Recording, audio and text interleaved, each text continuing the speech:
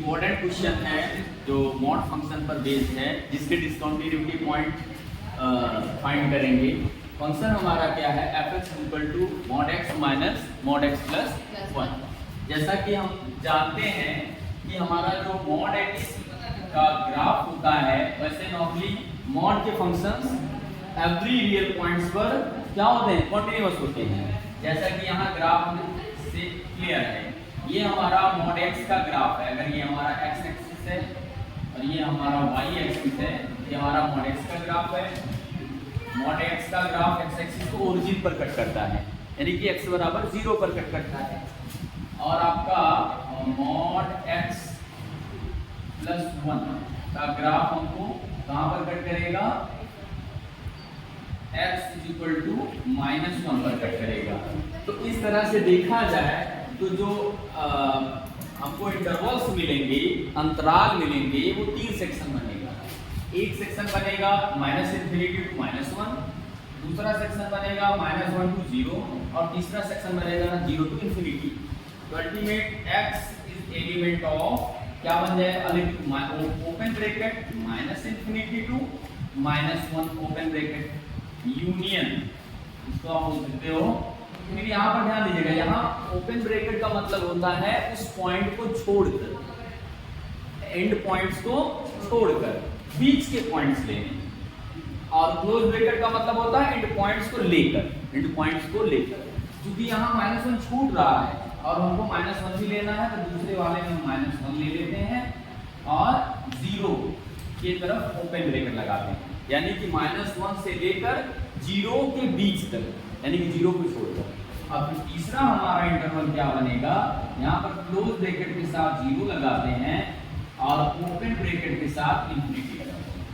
एक चीज ध्यान देना कि इन्फिनिटी हमेशा ओपन ब्रैकेट के साथ लगती है, क्योंकि नॉर्मली इन्फिनिटी को हम फिक्स नहीं कर सकते क्या वैल्यू होगी ना, तो हमेशा ओपन ब्रैकेट के साथ यूज की जाती है।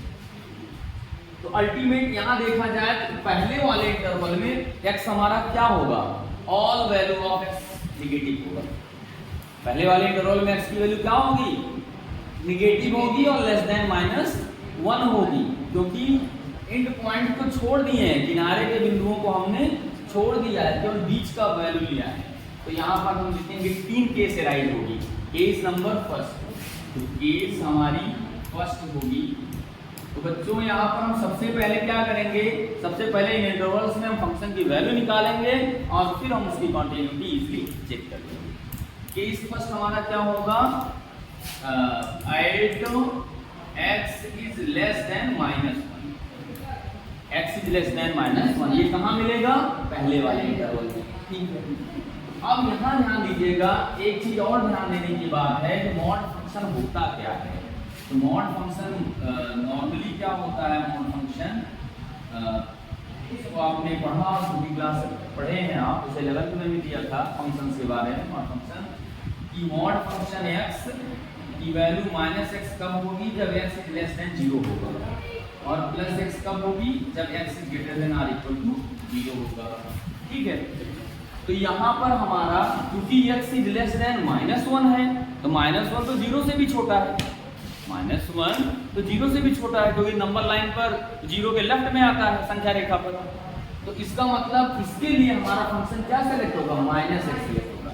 अब आपके मन में ये होना चाहिए कि मॉड फंक्शन क्यों माइनस दे रहे हैं, क्योंकि जब आप मान लीजिए सपोज करो x की वैल्यू हमारी आ गई -5, तो -x की वैल्यू क्या होगी, ये होगी -5, तभी तो माइनस मिलके प्लस होगा।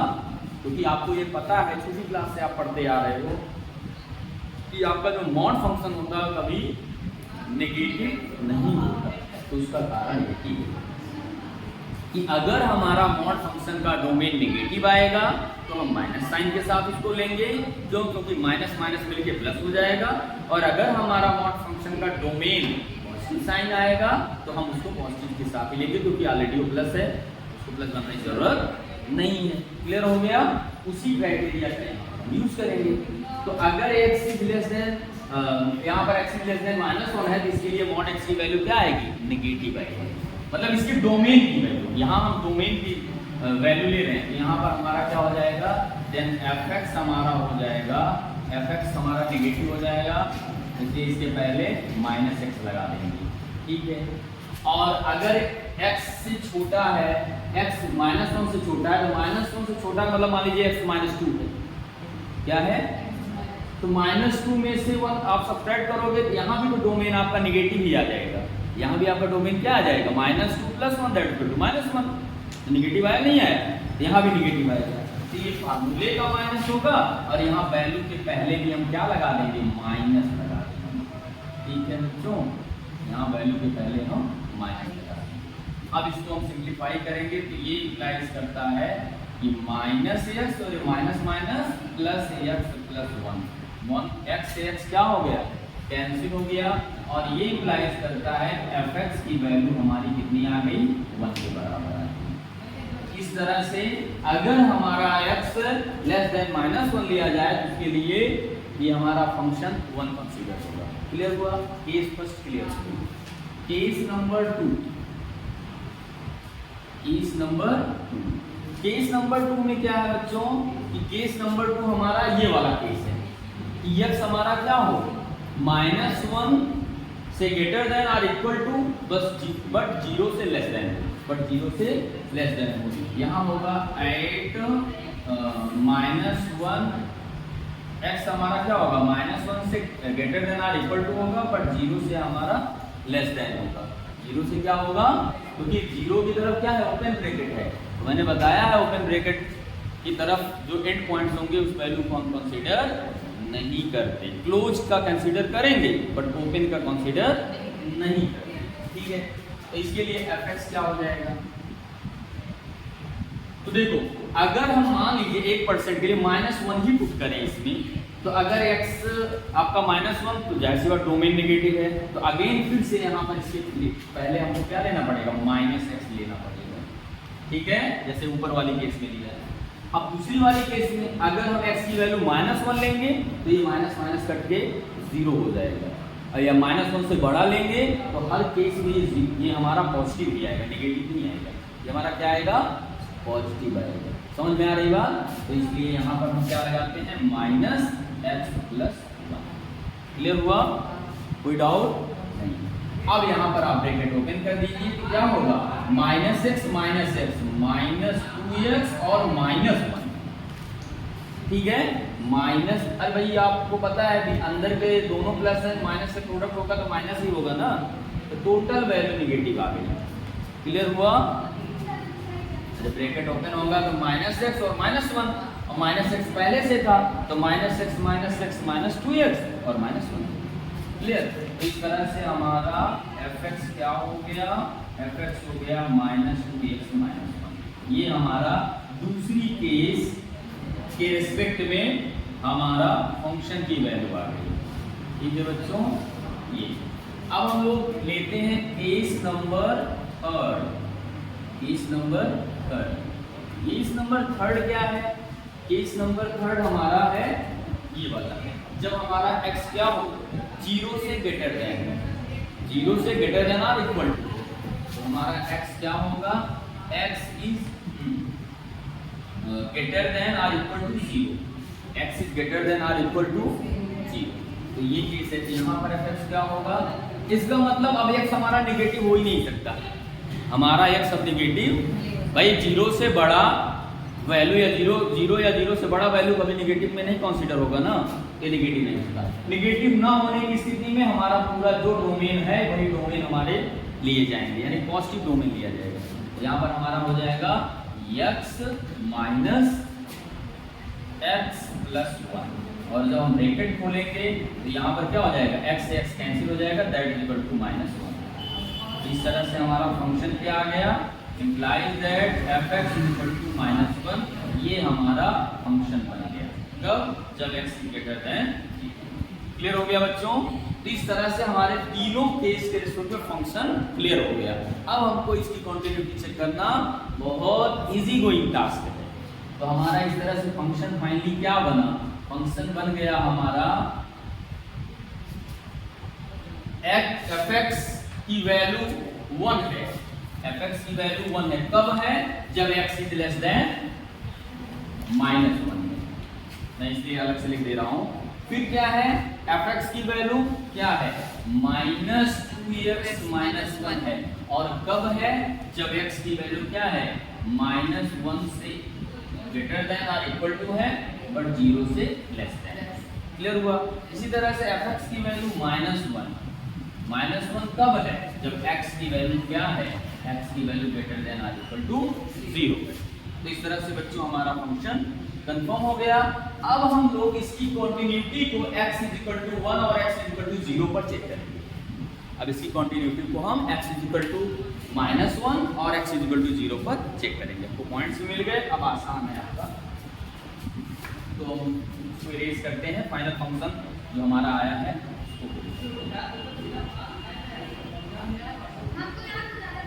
तो बच्चों फंक्शन हमारा क्लियर हो गया। अब हम लोग कंटिन्यूटी सबसे पहले x = -1 पर, हाँ 8 x = -1, तो -1 पर हम LHL और RHL निकाल के कंटिन्यूटी चेक करते हैं, क्योंकि नेबरिंग पॉइंट्स पर अगर फंक्शन की लिमिटिंग वैल्यू सेम आ जाएगी कंटिन्यूअस हो जाएगा। तो हमारी फंक्शन की वैल्यू सबसे पहले देखते हैं, f-1 की वैल्यू क्या होगी।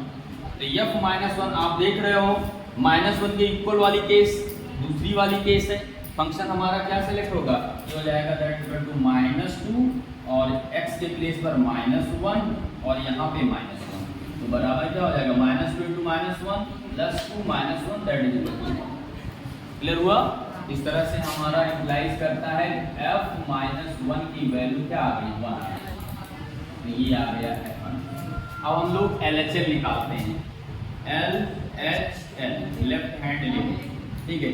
तो लिमिट x टेंड्स टू -1 के लेफ्ट पॉइंट्स लेंगे, इसलिए इसके ऊपर थोड़ा माइनस लगाते हैं, ठीक। LHL यहाँ पे fx that is equal to limit x tends to -1, इसके लेफ्ट में छोटा। अब फंक्शन हमारा देखो -1 से छोटा फंक्शन हमारा क्या सेलेक्ट होगा, पहला, सोचने की जरूरत ही नहीं है कुछ, 1 और that is equal to 1। LHL की भी वैल्यू 1 आ गई।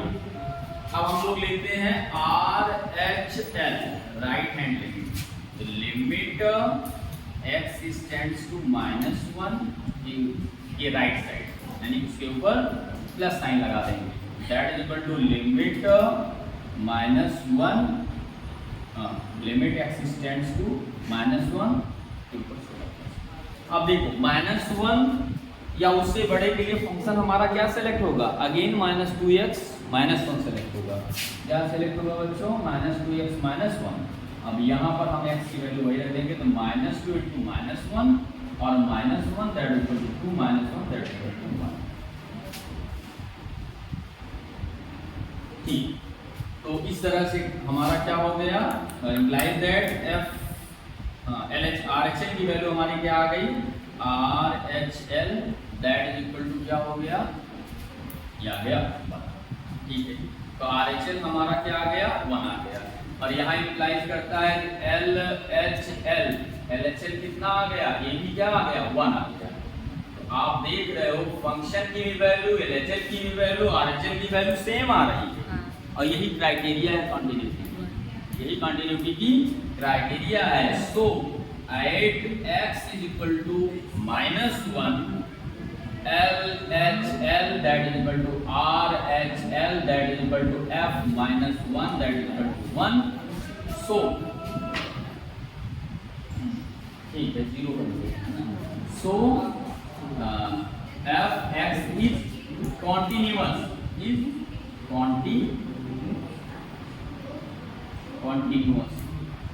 at x is equal to -1, इसलिए x is equal to -1 पर हमारा फंक्शन क्या होगा, कॉन्टिन्यूअस होगा, ठीक है। तो उम्मीद करते हैं समझ में आया होगा। अब हम लोग 0 पर कॉन्टिन्यूटी चेक करते हैं, ठीक है।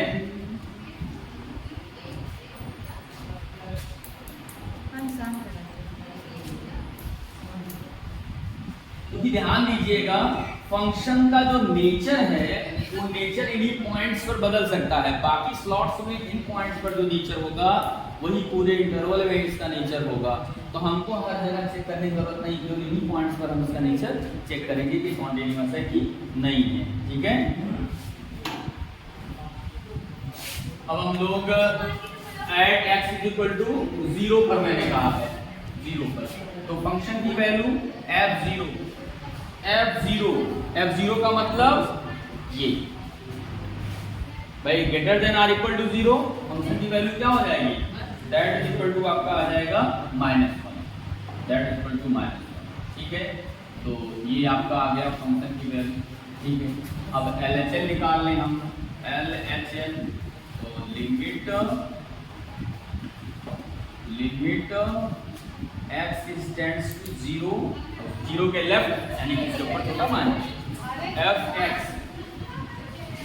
That is equal to limit x के ऊपर 0 छोटा।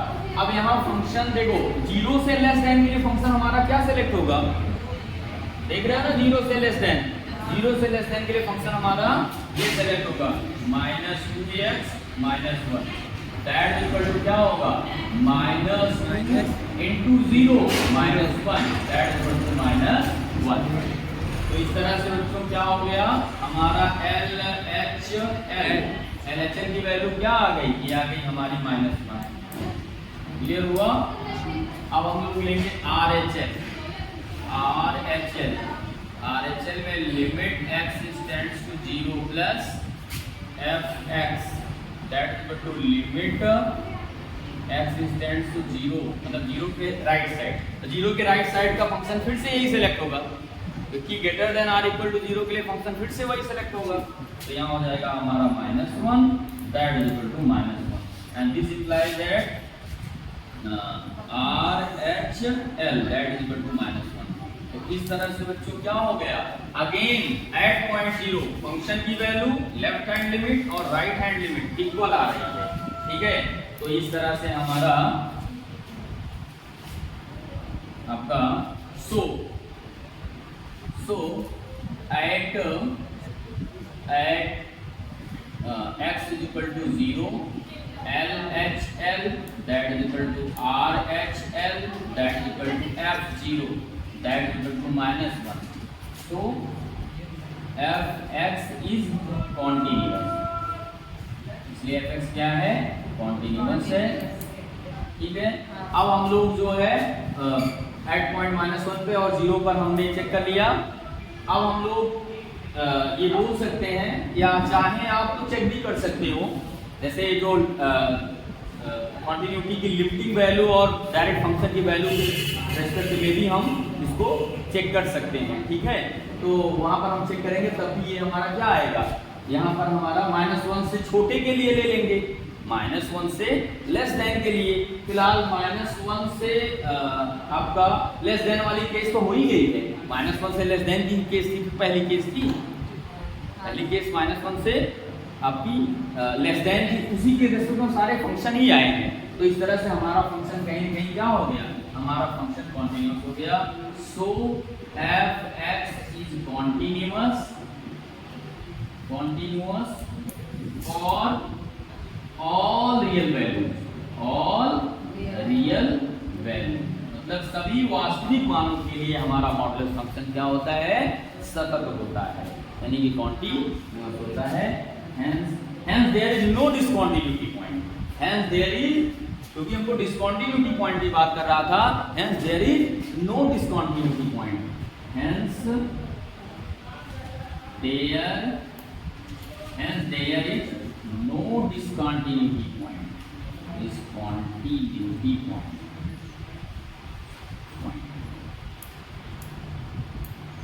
बच्चों। तो इस तरह से आप उम्मीद करते हैं क्वेश्चन समझ में आया होगा। वैसे ये क्वेश्चन बहुत अच्छा क्वेश्चन है, क्योंकि कहीं न कहीं यहाँ पर अगर हमको ग्राफ क्लियर है और हम इंटरवल्स फाइंड कर लें तभी इस क्वेश्चन को हम आसानी से लगा सकते हैं, अदरवाइज इसमें एरर होने के बहुत चांस हैं। आप लोग इस क्वेश्चन को कई बार प्रैक्टिस कर लीजिएगा, ये क्वेश्चन बोर्ड में आया हुआ है कई बार, तो इम्पोर्टेंट क्वेश्चन है।